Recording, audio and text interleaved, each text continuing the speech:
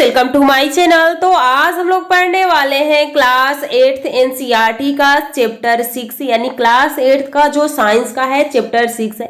और ये आप लोग का बिल्कुल एनसीईआरटी बेस है। जितने भी एनसीईआरटी में लाइन में क्वेश्चन पूछे जाएंगे या बन सकते हैं वो सारा इसमें इंक्लूड है।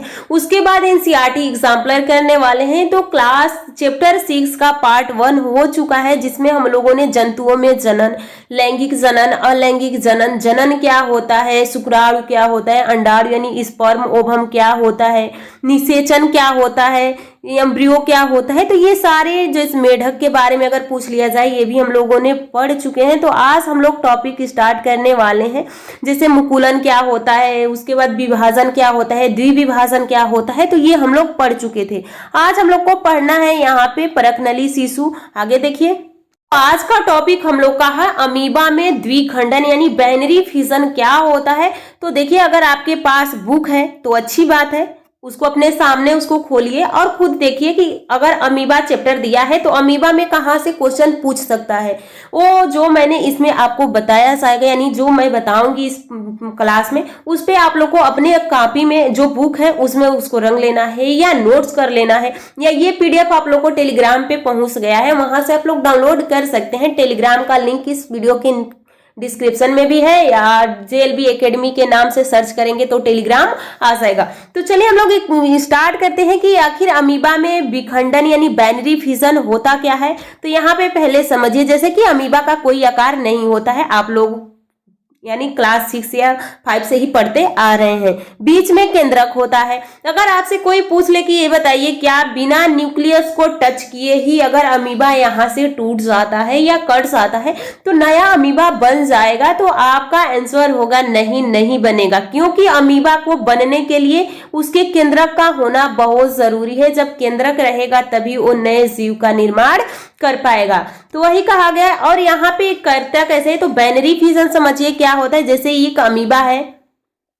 धीरे धीरे इसमें ऐसे खांचा पड़ता है। जैसे कि यहाँ पे समझिए, यहाँ पे हमने एक अमीबा ले लिया, अब ये अमीबा इस तरह से बना, फिर इस तरह से बना, फिर कुछ टाइम के बाद ऐसा आएगा, इतना ये धंस जाएगा, फिर इधर से ये भी धंस जाएगा, फिर कुछ समय के बाद ये क्या होगा, ये अलग हो जाएगा और ये अलग हो जाएगा। बीचों बीच क्या हुआ, कट लग गया, जिससे कि एक नया अमीबा बन चुका है। तो इसे ही हम बाइनरी फिजन कहते हैं। बाइनरी फिजन का मतलब कि अपने शरीर से ही दूसरे जीव यानी अपने संतान का निर्माण कर लेना।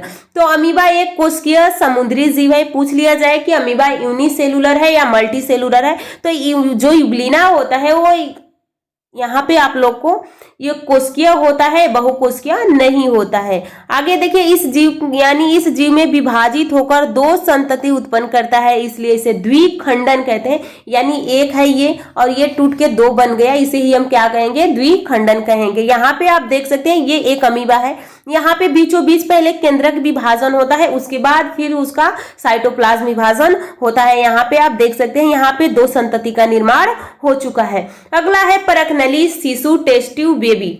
आप लोगों ने नाम सुना ही होगा। तो समझिए कि ये टेस्ट ट्यूब बेबी होते क्या है, यानी आईवीएफ, इन विट्रो निषेचन, इन विट्रो फर्टिलाइजेशन। जैसे कि यहाँ पे हमने क्या लिया, यहाँ पे मादा है, ठीक। ये कब होता है, अगर मादा के शरीर में निषेचन नहीं हो पा रहा है या उसके फैलोपियन ट्यूब में कोई प्रॉब्लम है, निषेचन नहीं हो रहा है, तो ये विधि अपनाई जाती है। यहाँ पे क्या है, नर है। मादा से क्या मिलता है, अंडाणु मिलता है। यानी यहाँ से हमें क्या मिला, अंडाणु मिल गया। यहाँ से हमें क्या मिलता है, शुक्राणु मिलता है। ध्यान से समझिएगा, यहाँ से हमें क्या मिला, शुक्राणु मिलता है। अब हमने क्या किया, ये लैब में कराया जाता है, डॉक्टर के द्वारा कराया जाएगा। ये डॉक्टर क्या करेगा, इस मादा से इस अंडाणु को लेगा, इस नर से शुक्राणु को लेगा, और जब इन दोनों को लेगा तो एक नली में ये क्या करेगा, दोनों को निषेचित कराएगा। यानी दोनों को निषेचित कराने का मतलब कि दोनों को पास में लाएगा, और जब दोनों पास में आएंगे तो ये अंडा निषेचित हो जाएगा। और जब ये अंडा निषेचित हो जाएगा तो इसको लैब में 1 हफ्ते तक रखा जाएगा, और जब ये रखा जाएगा उसके बाद माँ के शरीर में यानी जो मादा है उसके शरीर में इसको ट्रांसफर कर दिया जाएगा, उसके गर्भाशय में। आपको पता है कि निषेचन कहाँ होता है, फैलोपियन ट्यूब में, लेकिन बच्चे का विकास कहाँ होता है, गर्भाशय में। यहाँ पे आप देख सकते हैं फैलोपियन ट्यूब, यहाँ पे देखिए ये अंडाणु है, यहाँ से झलरियों से जुड़ा होता है, इस तरह से रहेगा। यहाँ पे यहाँ से आएगा। तो ये क्या है, ये अंडाशय है, ये फैलोपियन ट्यूब है। तो निषेचन तो यहाँ पे होता है, लेकिन जैसे ही निषेचन हो जाता है तो धीरे धीरे बच्चा यहाँ पे चला आता है। और ये इक्टोडर्म यानी गर्भाशय की 3 परतें होती हैं। तो जो इक्टोडर्म होती है, इससे धीरे धीरे बच्चा क्या होने लगता है, चिपकने लगता है। इसलिए लोग कहते हैं कि जब निषेचन हुआ है यानी माँ गर्भवती हुई है तो 2 से 3 महीने उसको कोई भारी कार्य नहीं किया जाता है, क्योंकि यहाँ पे जो भ्रूण यहाँ से चल के आया है अभी उतना अच्छे से यहाँ पे पकड़ नहीं बना है। अगर कोई चीज वैसा वो उठा देती है तो यहाँ से ये पकड़ हट जाता है। तो इसमें अगर मादा के फैलोपियन ट्यूब में कोई प्रॉब्लम हो गया है तो अब यहाँ से इस फैलोपियन से कोई मतलब है नहीं। तो यहाँ पे अगर गर्भाशय सुरक्षित है, गर्भाशय अच्छा है, बच्चे को पाल सकता है, तो यहाँ पे क्या किया जाएगा, किसी माध्यम से यहाँ पे जो भ्रूण बना है उसको यहाँ पे ट्रांसफर कर दिया जाएगा और यहाँ पे भ्रूण का विकास होना स्टार्ट हो जाएगा। इसी क्रिया को हम क्या कहते हैं, फैलोपियन ट्यूब यानी परखनली शिशु। तो देखिए इसे आईवीएफ इन विट्रो निषेचन कहा जाता है, इन विट्रो फर्टिलाइजेशन कहा जाता है। इसमें निषेचन बाह्य और विकास आंतरिक होता है। तो निषेचन हमने कहाँ कराया था, बाह्य कराया था, यानी उसको टेस्ट ट्यूब बेबी, यानी ये टेस्ट ट्यूब का ही मतलब है कि हमने उसको निकाला और टेस्ट के द्वारा यानी उसको लैब में हमने कराया। और लैब में तो इसका निषेचन कहाँ हुआ, बाहर हुआ, लेकिन अब इस बच्चे का विकास कहाँ होगा, माँ के शरीर के अंदर होगा। तो यह महिलाओं में आंतरिक समस्याओं का कारण होता है। तो आंतरिक समस्याओं का कारण क्या हो सकता है कि मादा में जो फैलोपियन ट्यूब में कोई प्रॉब्लम हो, वहां तक स्पर्म और अंड का निषेचन नहीं हो पा रहा है, इधर से स्पर्म नहीं जा सकता है, अंडाणु भी नहीं आ सकता है, तो उस विधि में ये कराया जाता है। आप देख सकते हैं कि आपकी बुक में इस तरह से एक बॉक्स बना के दिया गया है। क्या आपने परखनली शिशु के विषय में सुना है? तो बूझो और पहेली के अध्यापक ने एक बार कक्षा में बताया था कि कुछ स्त्रियों के अंडवाहिनी यानी फैलोपियन ट्यूब अवरुद्ध होती हैं। ऐसी स्त्रियां शिशु उत्पन्न करने में असमर्थ होती हैं, क्योंकि निषेचन के लिए शुक्राणु मार्ग अवरुद्ध होने के कारण अंडाणु तक नहीं पहुंच पाता है। ऐसी स्थिति में डॉक्टर चिकित्सा यानी ताजा अंडाणु एवं शुक्राणु एकत्रित करते हैं और आगे देखिए उचित माध्यम में कुछ घंटों के लिए एक साथ रखते हैं, जिससे आईवीएफ अथवा इन विट्रो निषेचन शरीर से बाहर कृत्रिम निषेचन हो सकते। अगर निषेचन हो जाता है तो युग्मनज को लगभग 1 सप्ताह तक विकसित किया जाता है। तो जो निषेचन कराया गया था उसको 1 सप्ताह तक लैब में रखा जाएगा, यानी 1 सप्ताह तक उसको दवा के माध्यम से विकास किया जाएगा। उसके बाद उस माता के गर्भाशय में स्थापित किया जाता है। माता के गर्भाशय में पूर्ण विकास होता है तथा शिशु का जन्म सामान्य शिशु की तरह ही होता है। इस तकनीकी द्वारा जन्मे शिशु को परखनली शिशु कहते हैं। यह एक मिथ्या नाम है, क्योंकि शिशु का विकास परखनली में नहीं होता है।